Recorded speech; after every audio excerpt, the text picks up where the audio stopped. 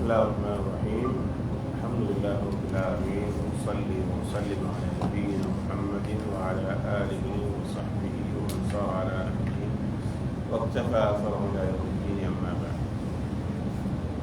கண்ணியத்துக்குரிய இஸ்லாமிய சகோதரர்களே, அல்லாஹ் சுப்ஹானஹு வ தஆலா உங்களை ஒரு சங்கையான மாதம் ஹர்ரமுடைய மாதத்திலே,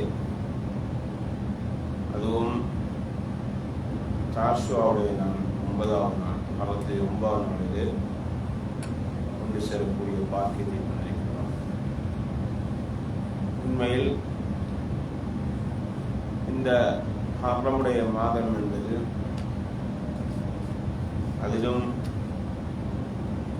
இந்த 9வது 10வது நாள் என்பது இந்த உலகத்திலே நடந்த முக்கிய நிகழ்வுகளை குறிப்பிடக்கூடிய நாளாக இருக்கிறது. இந்த நாளிலே தான் அல்லாஹ் சுப்ஹானஹு வ தஆலா அவருடைய அடியார்களுக்கு உதவி செய்த நாளாக இருக்கின்றது. நபி மூசா அலைஹிஸ்ஸலாம் அவர்களுக்கு ஃபிரௌனிடத்திலிருந்து விடிவு கிடைத்த, வெற்றி கிடைத்த நாளாகவும், குர்ஆன் இந்த உலகத்தை விட்டு அழியக்கூடிய நாளாகவும் இந்த முஹர்ரம் மாதத்திலே 10வது நாளில் கொண்டிருக்கிறது. எனவேதான் ஒரு சமூகத்திற்கு வெற்றி கிடைக்க வேண்டும் என்றால், உதவி கிடைக்க வேண்டும் என்றால் என்ன செய்ய வேண்டும்? எல்லாருக்கும் எதிர்பார்க்கணும் எல்லாம் சமூகத்தில் முஸ்லிம்களுக்கு வெற்றி கிடைக்க வேண்டும், அல்லாஹ்வுடைய உதவி கிடைக்க வேண்டும் என்பது எல்லாருடைய எதிர்பார்ப்பு. ஒரு வெற்றி உதவி கிடைப்போம் சொன்னால் நாங்கள் என்ன செய்யணும் என்றால், அல்லாஹ் சுப்ஹானஹு வ தஆலா சொல்கிறான், எங்களுடைய நபிமார்களுக்கு நாங்கள் வெற்றியை கொடுத்திருக்கின்றோம், எங்களுடைய தூதர்மார்கள் அவர்களோடு இருக்கக்கூடிய படையினர்கள் தான் வெற்றி கொள்வார்கள். ஆனால் அது பல நிபந்தனைகள் இருக்கின்றன. அந்த நிபந்தனை இருந்தால் தான் அந்த வெற்றி கிடைக்கும். அதில் ஒன்றுதான், நாங்கள் அல்லாஹ்வுக்கு உதவி செய்ய வேண்டும்.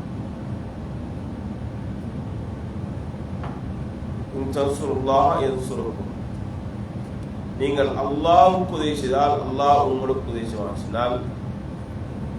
அல்லாஹ்வுடைய கட்டளைகளை நாங்கள் எடுத்து நடப்பதுதான் நாங்கள் அல்லாஹ்வுக்கு உதவி செய்வோம். அல்லாஹ்வுடைய ஏவல்களை நாங்கள் எடுத்து நடக்க வேண்டும். அதே போன்று நாங்கள் உண்மையான இறையச்சம் உள்ளவர்களாக, உண்மையான கொள்கைவாதிகளாக இருக்க வேண்டும். நாங்கள் ஷிர்க் செய்யக்கூடியவர்களாக இருந்தோம் என்றால் அல்லாஹ் சுப்ஹானஹு வ தஆலாவுடைய உதவி எங்களுக்கு கிடைக்கும். இன்றைக்கு இஸ்லாமிய சமூகத்தில், முஸ்லிம் சமூகத்தில், முஸ்லிம்கள் என்ற அந்த வரையறைக்குள் இருக்கக்கூடியவர்களில் எத்தனை பேர்கள் உண்மையான முஸ்லிம்களாக இருக்கின்றார்கள்? ஒவ்வொரு நாட்டையும் எடுத்துக்கொண்டால் ஒவ்வொரு நாட்டிலையும் இத்தனை வீத முஸ்லிம்கள் இருக்கின்றார்கள், இத்தனை லட்சம், இத்தனை கோடி முஸ்லிம்கள் இருக்கின்றார்கள் என்ற கணக்கு இருக்கின்றது. ஆனால் உண்மையாக அல்லாஹ்வை தூய்மைப்படுத்தி, அல்லாஹ்வுடைய பண்புகளில், அல்லாஹ்வுடைய செயற்பாடுகளில் அல்லாஹ்வை மாத்திரமே வணங்க வேண்டும் என்ற கோட்பாடில் வணங்கக்கூடியவர்கள் எத்தனை பேர் இருக்கிறார்கள்? நாங்கள் உலகத்தில் இருக்கக்கூடிய முஸ்லீம் அல்லாத நாடுகளில் பார்த்தோம்னு சொன்னால், அல்லாஹ் அல்லாமல் வணங்கப்படக்கூடிய கபர்கள் இல்லாத நாடு எது? எத்தனை நாடு இருக்கிறோம்? எத்தனை ஊர்கள் இருக்கின்றது அல்லாஹ் அல்லாமல் வணங்கக்கூடிய கபர்கள்? அதிகமான ஊர்களில், அதிகமான நாடுகளில் அந்த அல்லாஹ் அல்லாமல் வணங்கப்படக்கூடிய கபர்களிடத்தில் அல்லாஹ்விடத்தில் எதனை கேட்க வேண்டுமோ அதனை கேட்கக்கூடியவர்கள் இருக்கிறார். இதோட இன்னொரு படித்திரம் போய் அவர்களிடத்திலே அல்லாஹ் மீது சத்தியம் செய்ய சொன்னால் பொய் சத்தியம் பண்ணுவாங்க. அல்லாஹ் மீது பொய் சத்தியம் பண்ணுவாங்க. ஆனால் அந்த அவுலியாவின் மீது பொய் சத்தியம் செய்ய சொன்னால் நினைச்ச மாட்டார்கள், பொய் சத்தியம் செய்ய மாட்டார்கள் என்றால் அவர்களுக்கு பயம். அந்த அவுலியா வந்து நினைஞ்சுவாரு, எதுக்காவது தீங்கு செய்திருவார் என்று பயப்படக்கூடிய ஒரு சமூகம் இருக்கு. அதனால்தான் நாங்கள் உண்மையான கொள்கை உள்ள அல்லாஹ்வை மாத்திரம் வணங்கக்கூடிய சமூகம் ஒன்று உருவாகும் என்றால் எங்களுக்கு கணிசப்படும் உதவி கிடைக்கும். அது எப்படி நாங்கள் என்றால் ஷிர்க்கை நாங்கள் தவிர்ந்தால்தான் உண்மையான தௌஹீத்வாதிகளாக மாறலாம். தௌஹீத்வாதி என்றால் தௌஹீத் ஜமாத் இல்லை, தௌஹீத் என்றால் உண்மையான அல்லாஹ்வை வணங்கக்கூடிய ஒரு சமூகம். அந்த நேரத்தில் அல்லாஹ் அல்லாதே வணங்கவும் கூடாது. சில ஜனம் அல்லாஹ் நம்பியிருக்காங்க, ஆனா அல்லாஹ் அல்லாதையும் வணங்கக்கூடியவர்கள் அந்த ரெண்டு அப்படி நினைச்சு போட மாட்டாது. அவர் உண்மையான கொள்கை உள்ளவராக இருக்க மாட்டார். இஸ்லாத்துல லா இலாஹா இல்லல்லாஹ்னு சொன்னால் நாங்கள் என்ன சொல்றோம்? அல்லாஹ் இருக்கின்றான், அல்லாஹ்வுக்கு தான் வணங்கக்கூடிய தகுதியானவன்கிறதை எடுத்துக்கணும். அதே போன்று அவன் அல்லாத வேறு யாரும் வணங்கத்துக்கு தகுதியானவன் இல்லை என்ற இரண்டை ஏற்றுக்கொண்டால் தான் உண்மையான நாங்கள் கொள்கைவாதிகளாக பார்ப்போம். அப்படியானவர்களுக்கு அல்லாஹ் தஆலா சொல்றான், வஅதல்லாஹு அல்லதீன ஆமனு மின்கும் வஅமிலு ஸாலிஹாத் யஸ்தக்லிஃபன்னகும் ஃபில் அர்த். அல்லாஹ்வை ஈமான் கொண்டு நல்ல அமல் செய்தவர்களுக்கு தான் இந்த உலகத்தை ஆட்சி செய்யக்கூடிய பண்பாடுகளை அல்லாஹ் கொடுப்பான், அந்த தகுதிகளையும் கொடுப்பான். எப்படின்னு சொன்னால் அவர்கள் பயமுள்ளவர்களாக இருந்திருப்பார்கள். அதுக்கு பின்னால் அவர்கள் உண்மையாக கொள்கைவாதிகளாக நல்ல அமைச்சர்களாக இருந்தால் அந்த பயத்துக்கு பின்னால் அல்லாஹ் தஆலா அவர்களுக்கு அச்சமற்ற தன்மையை கொடுப்பார். அவர்கள் அல்லாஹ்வை மாத்திரமே வணங்கக்கூடியவர்களாய். எனவேதான் நாங்கள் அந்த சிறுக்குடைய பெரிதம் வழங்கியிருக்க கேட்டால் நிறைய பேருக்கு பாவத்துடைய பெரிதத்தை வழங்கின அளவுக்கு செய்யல. சிறுக்கும் ஒரு பாவம், ஆனால் பெரும்பாவங்களில் பெரும்பாவம் சிறுக்கு. அந்த சிறுக்க வழங்கின அளவுக்கு இந்த பெரும் பாவங்கள், உதாரணமா சாராயம் குடிப்பா இருந்தாங்க, பெச்சாரம் செய்யறாங்க, இந்த பாவங்களை வழங்கின அளவுக்கு எதை வழங்கல? சிறுக்கை அதிகமானவர்கள் வழங்கவில்லை. சிலாக்கள் நினைக்கிற எங்களுக்கு தெரியும் நினைக்கிறேன். உங்களுக்கு தெரியும் என்றால் எங்க தெரியும்? படிக்காம எப்படி தெரிகிறேன்? சிறுக்க படிக்காமல் அல்லது உண்மையான தௌஹீதை படிக்காமல் எப்படி வழங்குறது? இயற்கையில வந்து அல்லாஹ் தானே செய்யல, யுகத்துல தாரது இல்லையே. எனவே நாங்கள் படிச்சிருக்க மாட்டோம் கேட்டால் படிக்கவில்லை. படிக்காமல் இருந்தாலும் சொல்லக்கூடாது, எங்களுக்கு அது தெரியாது. நாங்கள் சில நேரம் முஸ்ஸிரி சின்ன சிறுக்கள் நிறைய செய்யக்கூடிய மக்கள் இருக்கின்றார்கள், பெரும் சிறுக்களை செய்யக்கூடிய மக்கள் நம்ம சமூகத்தில் இருக்கின்றார்கள். அவர்களுக்கு சிறுக்கண்டே தெரியாது. எனவேதான் நாங்கள் அதனை சொல்லணும், அதனை படிக்க வேண்டும். அடுத்தது மூணாவது வந்து நாங்கள் தொழுகையை நிறைவேற்ற வேண்டும். தொழுகிறதுக்கும் தொழுகையை நிறைவேற்றதுக்கும் வித்தியாசம். தொழுகிற என்று சொன்னால் 5 நேரம் வாரது, தொழுகிறது போறது. தொழுகையை நிறைவேற்ற சொன்னால் அதனை எவ்வாறு ரசூலுல்லாஹி ஸல்லல்லாஹு அலைஹி வஸல்லம் அவர்கள் எங்களுக்கு கற்றுத் தந்தார்களோ அந்த முறையில் தொழுகை. நாங்கள் எங்கேயாவது ஒரு ஆண்ட போயிட்டு நான் தொழுகிற முறை சரியா, அல்லது ஒருவர் இன்னைக்கு தொழுகிற முறையை கற்றுத்தந்த முறையில் நாங்கள் தொழுகிறோம் கேட்டால் அதிகமானவர்கள் இல்லைன்னு அஞ்சுன்னு நான் சின்ன பிறகு தொழுதுக்கு வரேன், ஆனா நான் தொழுகிற முறை சரியான முறையா என்பதை தெரியுமா கேட்டால் தெரியாது. எனவேதான் நாங்கள் தொழுகிற முறைகளை பேணி அதில் ஓதக்கூடிய சூரத்துகளை ஓதி, அதில் ஓதக்கூடிய துஆக்களை ஓதி, தொழுகின்ற நேரத்தில் அல்லாஹ் தஆலாவோடு நான் பேசுகின்றேன் என்ற அந்த நோக்கத்தோடு தொழுகையில் பயபக்தியோடு தொழுதால் அதை தான் தொழுகையை நிறைநாட்டுன்னு சொல்லுவோம். தொழுகை என்கிறது ஒரு தொழுதால் அவரை பாவத்திலும் தடுக்கக்கூடிய தொழுகையா இருக்கும். அதான் உண்மையான தொழுகை. தொழுகையிலே பாவத்தை நினைக்கக்கூடியவராக இருந்தால், தொழுகையிலே பாவத்தை நினைக்கக்கூடியவராக இருந்தால் தொழுகை நல்லா இருக்குமா? அவர் சும்மா நினைச்சாங்க உளுந்தெழுப்பி போறார். அது வந்து சமூகத்துக்கு வெற்றி தருமான்னு. அதே போன்றுதான் ஜக்காத்தை கொடுக்க வேண்டும். தொழுகை நாட்ட வேண்டும், ஜக்காத்தையும் நாங்கள் கொடுக்க வேண்டும். ஜக்காத் என்பது அல்லாஹ் சுப்ஹானஹு வ தஆலா குறிப்பிடப்பட்ட சில பொருட்களில் கடமையாக்கிய கடமை. எல்லா பொருட்களையும் கடமையாக்கவில்லை, எல்லாரும் கடமையாக்கவில்லை. பணக்காரராக இருக்கக்கூடியவர்களுடைய சில சொத்துக்களில் அல்லாஹ் கடமையாக்கி இருக்கின்றான். அந்த கடமைகளை குறிப்பிடப்பட்ட சில சமூகத்துக்கு தான் கொடுக்கணும், எல்லாருக்கும் கொடுக்கிறாரு. அல்லாஹ் சூரத் தௌபாவிலே யாருக்கு கொடுக்கணும்னு சொல்லி 8 கூட்டத்தார் சொல்லிக்கிறார். அந்த 8 கூட்டத்தாருக்கு தான் ஜக்காத்தை நாங்கள் கொடுக்கவும். அதே போன்றுதான் நன்மையை ஏவி நாங்கள் தீமையை தடுக்கவும். நன்மையை ஏவி தீமையை தடுக்கவும். நன்மை ஏவுவது என்பது 2 வகையில். நன்மையை ஏவி தீமையை தடுக்கிறது அது ஒரு சமூகம் இருந்தால் செய்து கொண்டிருப்பார். இரண்டாவது, ஒவ்வொரு மனிதராலும் செய்ய முடியுமானது இருக்கிறது. ஒவ்வொரு ஆளும் முடியுமானது இருக்கிறது. நாங்கள் தூங்க இருக்கோம், ஒரு ஆள் தொழாமல் தூங்குகிறார் என்றால் அவர் எழுப்புற பொறுப்பு ஆறு மீது இருக்கின்றது என்கிறார். அவர் தொழில் போலத்துக்கு தூங்கிட்டாருண்டா அவர் என்ன செய்வோம்? டைமுக்கு எழுப்பு ரூம்ல இருக்கிறாங்க. ஒரு ஆள் 7 மணிக்கு வேலைக்கு போகணும்டா, 6:45 வரைக்கும் தூங்கிக்காண்டா வேலைக்கு போகிற டைம் 7 மணி போய் தொழிலுங்க தொழிலுக்கு போகணும்னு சொல்லி நாங்கள் என்ன செய்வோம்? எழுப்பிடுவோம். ஆனால் சுபத்துறை எழுப்பிட மாட்டேட்டால் அது அவர் விஷயத்தை பாதுகாத்து அவருக்கு அவருடைய வேலையை பார்த்து கொள்ளட்டும். நாங்கள் செய்யல அவர் விஷயத்தை அவருக்கு அவரை வணக்கத்தை செய்ய தெரியும். தொழில் விஷயத்தில் அப்படி சொல்ல மாட்டால் அவருக்கு வந்திருக்காரு தொழிற்சியது அவருக்கு டைமுக்கு போகுது நாம கூட போக மாட்டேன்டால் இல்லை.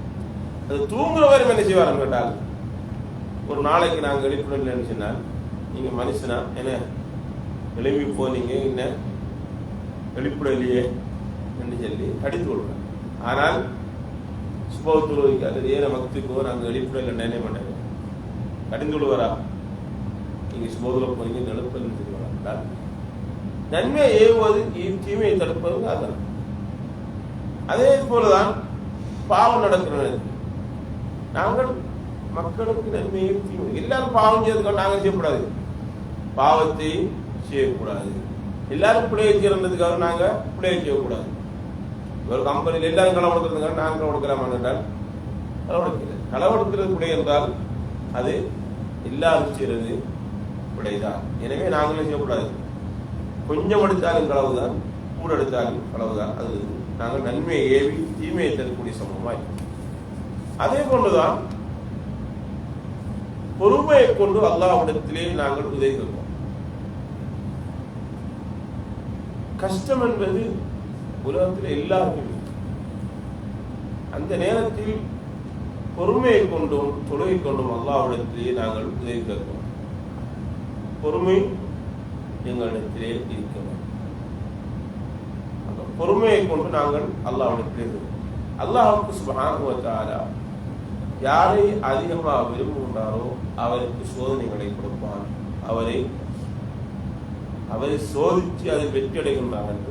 நபிமார்களை பார்த்தோம்னா எல்லா நபிமார்களும் பல வகைப்பட்ட சோதனைகளை செய்கின்றார்கள், சோதனை செய்யப்பட்டிருக்கிறார்கள். அந்த அனைத்தையும் அவர்கள் வெற்றி அடைந்திருக்கிறார்கள். அது நபி ஸல்லல்லாஹு அலைஹி வஸல்லம் இருக்கலாம், அல்லது ஈசா அலைஹிஸ்ஸலாம் இருக்கலாம், மூசா அலைஹிஸ்ஸலாம் இருக்கலாம், இப்ராஹிம் அலைஹிஸ்ஸலாம். எல்லாரும் நபிமாருடைய வரலாறை எடுத்து பார்த்தால் அந்த சமூகத்தால் அவர்கள் என்ன செய்யப்பட்டிருக்கிறார்கள்? சோதனை செய்யப்பட்டிருக்கிறார்கள். அல்லாஹ் சுப்ஹானஹு வ தஆலா அவர்களை சோதித்திருக்கிறார். அந்த சோதனைகளில் பொறுமையாக இருந்ததனால் அவர்களுக்கு வெற்றி கிடைத்தது. எனவே தான் நமக்கு சோதனை வருகின்ற நேரத்தில் நாங்கள் பொறுமையாக முஸ்லீம் இல்லாதவங்களை பார்த்துச்சுன்னா சோதனை கஷ்டம் வந்து என்ன செய்வாங்க? தற்கொலை செய்துட்டு மரணிக்க. ஏன்? அந்த சோதனை தாங்கக்கூடிய ஈமான் அவரிடத்திலே இல்லை. நிறைய பேர் வெளிநாடுகள்ல யூரோப் நாடுகள்ல நிறைய பேர் தற்கொலை செய்திருக்காங்க. அவருக்கு சோதனை வரும். அந்த சோதனையை தாங்கக்கூடிய சக்தி அவரிடத்தில். எனவேதான் நாங்கள் அல்லாஹ் சுப்ஹானஹு வ தஆலா தார சோதனைகளில் நாங்கள் சொல்லணும், வேதனைகளில் நாங்கள் பொறுமையாக இருந்து அல்லாஹ்விடத்திலே உதவி. இதே போன்றுதான் நாங்கள் எதிரிகளை வெற்றி கொள்வதற்கு நாங்கள் எங்களுக்குரிய ஆயத்தங்களை செய்வோம். அது உடல் ரீதியான ஆயத்தமாக இருந்தாலும் சரிதான், ஆயுத ரீதியான ஆயத்தமாக இருந்தாலும் சரிதான். அதே போன்று எதிரிகளை பயப்பட வைக்கிறதுக்குரிய என்னென்ன காரணங்கள் இருக்கின்றதோ அந்த முறையில் நாங்கள் சொல்லணும், தயாரிப்பு சொல்லணும். ஒரு காலத்திலே இஸ்லாமிய யுத்தங்கள்லாம் நடந்ததுன்னு கேட்டால் வாழ்ந்த ஒட்டகத்தில் குதிரை நடந்தது. இப்ப நாங்க அப்படித்தான் யுத்தம் செய்யலாம் சொல்லலாமா? இப்ப இப்ப இந்த காலத்துல எதுல யுத்தம் செய்யப்படுகிறதோ, எதில் மூலியமாக எதில் பயப்படுகின்றாரோ அந்த விடயத்தில் நாங்கள் முன்னேற வேண்டும். அது இஸ்லாமியர்களுக்கு காட்டித்தரக்கூடிய முறை. இன்றைய காலத்தில் தொழில்நுட்ப ரீதியான முறையில் தான் நாங்கள் எதிரிகளை பயன்படுத்தி வைக்கலாம் என்றால் அந்த முறையில் சொல்லணும், அவர்களை பயப்பட வைக்க வேண்டும். அது முறை. அடுத்தது நாங்கள் ஒற்றுமையான முஸ்லீம்களாக இருக்கணும். ஒரு அமீருக்கு நாங்கள் பயத்தி செய்தோம் என்றால் அந்த அமீருக்கு கீழ் கட்டுப்படக்கூடிய ஒரு சமூகமாக இருக்கும், ஒற்றுமையான சமூகமாக இருக்கும். முஸ்லிம் சமூகம் எப்போது ஒற்றுமையாக இருக்கின்றதோ அந்த நேரத்தில் சொல்ல மாட்டார், எதிரிகளால் எங்களை பெற்றுக்கொள்ள முடியாது. நாங்கள் எங்களுக்கு ஒரு அமீர் இருக்கின்றார் என்றால் அவர் எல்லாருடைய கருத்தையும் கேட்டு ஒரு முடிவு எடுப்பார். அவர் எல்லாருடைய கருத்தையும் விஷயம் கொடுத்தாரு, நடைமுறைப்படுத்த முடியாது.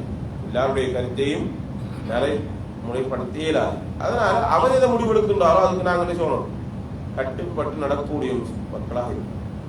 அதே போன்றுதான் நாங்கள் செய்யக்கூடிய அமல்களில் தூய்மைத்தன்மை இருக்கும். இஹ்லாஸ் என்ற இருக்கும். இஹ்லாஸ் என்பது அவருக்கும் அவர் ரப்புக்கு தந்து இவர் எதற்காக செய்கிறார். இன்றைக்கு அந்த இஹ்லாஸை இல்லாமல் ஆகிறதுக்குரிய வசதி வாய்ப்பு முறைகள் நிறைய அதான் செய்யற இந்த போட்டோ வீடியோ இதெல்லாம் வந்ததுக்கு செய்யற எல்லா நல்லவர்களையும் எல்லா மக்களுக்கும் காட்ட வேண்டும் என்ற முறை வந்ததுனால சின்ன டொனேஷன் கொடுத்தாலும் செய்யற அதை பெருசாக செய்ய வேண்டும். அதை நானே செய்யறேன், நானே அதை மக்கள் மயப்படுத்துறது அல்லது அதுக்கு சமூகம் இருக்கிற அவங்க என்ன செய்வாங்க, மக்கள் மயப்படுத்துவாங்க. அப்ப மக்கள் மயப்படுத்த என்ன செய்யப்படும், வேற உள்ளத்தில் சந்தோஷம் நம்மட போட்டோ நிச்சயப்படுகிறது, நாம கொடுத்தது நிச்சயப்படு மக்களுக்கு தெரிஞ்சிட்டு. எனவே அதிலிருந்து நாங்கள் ஏன் அளவுக்கு எங்களை பாதுகாத்துக் கொள்ளும். அடுத்ததாக இந்த மாதத்திலே தான் 10வது நாள் என்கிற நாள் ஆஷூரா நாள். இந்த நாளுடைய சிறப்பு என்ன சொன்னால், அல்லாஹ் சுப்ஹானஹு வ தஆலா மூசா அலைஹிஸ்ஸலாம் அவர்களை பிராவுனிடத்திலிருந்து பாதுகாத்தார். மூசா அலைஹிஸ்ஸலாத்தை பிராவுனிடத்திலிருந்து பாதுகாத்தார்.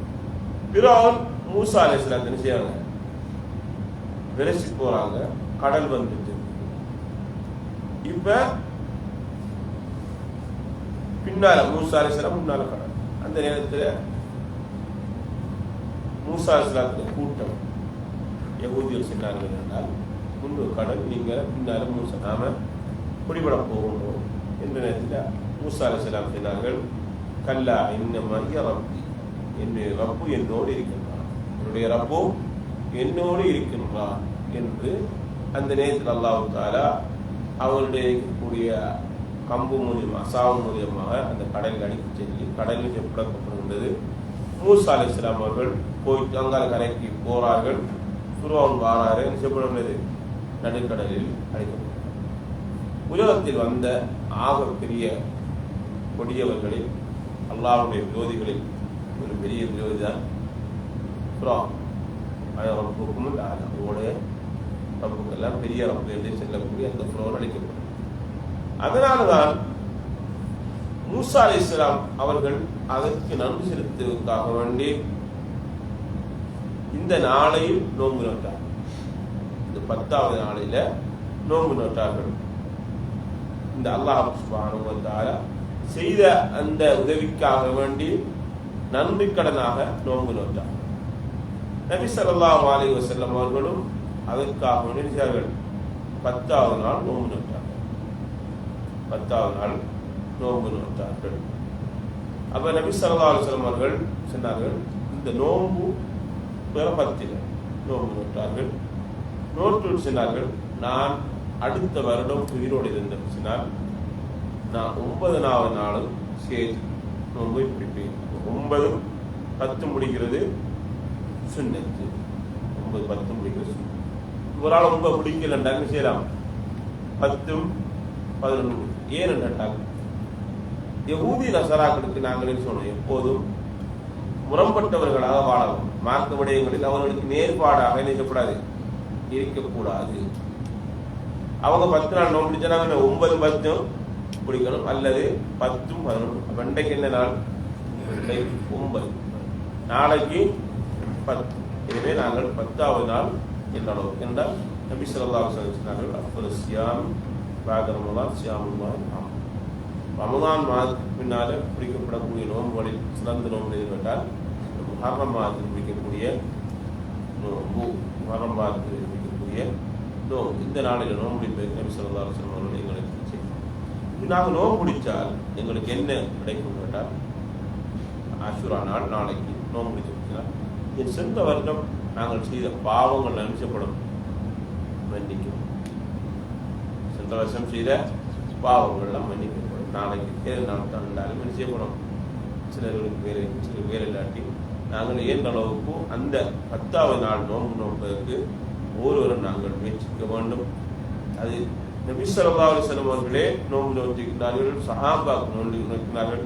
எனவே எங்களுக்கும் அல்லாஹ் சுப்ஹானஹு வ தஆலா எங்களுடைய எதிரிகளிடத்திலிருந்து பாதுகாப்பு தருவதற்காக நாங்கள் நோன்பு நோக்கணும். அல்லாஹ் சுப்ஹானஹு வ தஆலா என் மனைவருடைய நல்ல முறையை ஏற்றுக்கொள்வானாக.